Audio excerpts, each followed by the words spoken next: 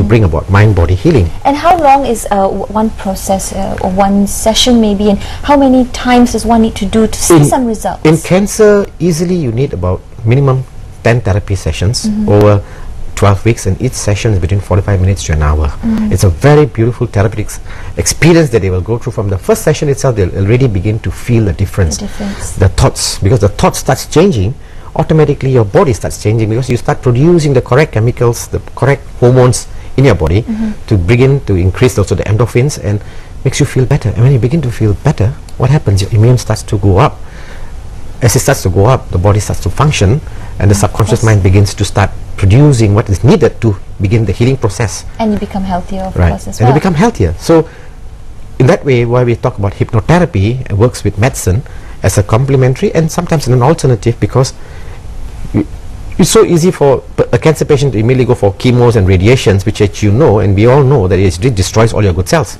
So in hypnotherapy, it actually comes such a way where instead of going for 5 sessions of chemo and radiation, you probably just have to go for 2 only, because you still need with the help of hypnotherapy. Now, why have people? Why has it not been very famous with people? Why has it always been something that's sort of pushed aside, or not many people practice it, not much awareness about it? That's because it's tough to say, but society's ways of looking at it, and of course the medical association, doctors, the medical fraternity know very well about hypnotherapy. In developed countries, hypnotherapy is very widely used and practiced in hospitals.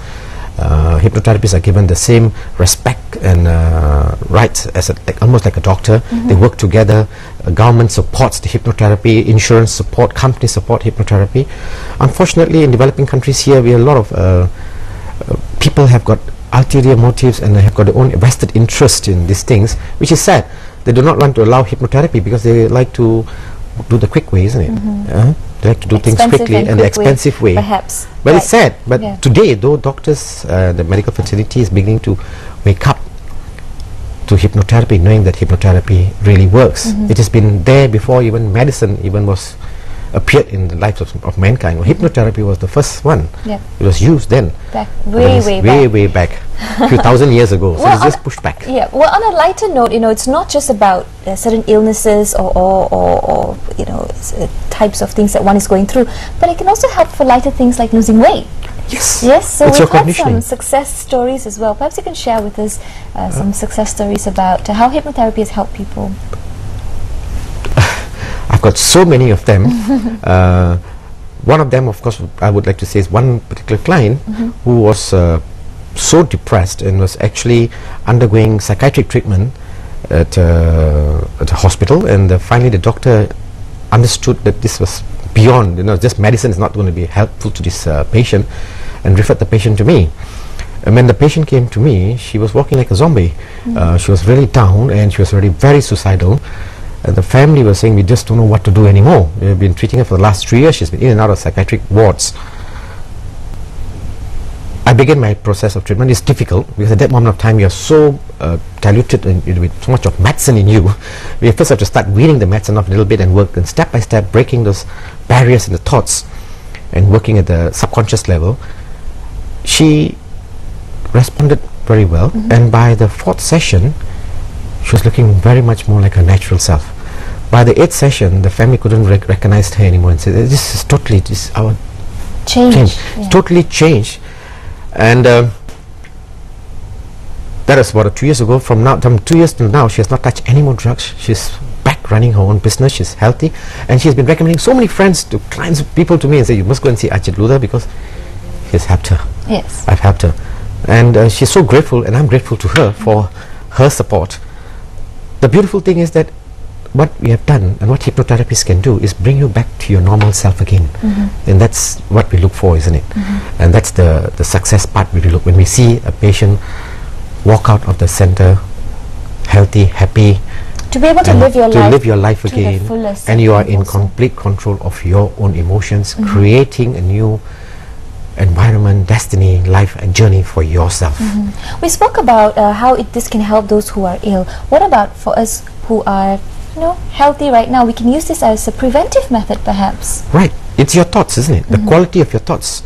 Now we're talking about quality. what type of quality we're looking at. Positive quality or negative quality. There are two qualities there, isn't it?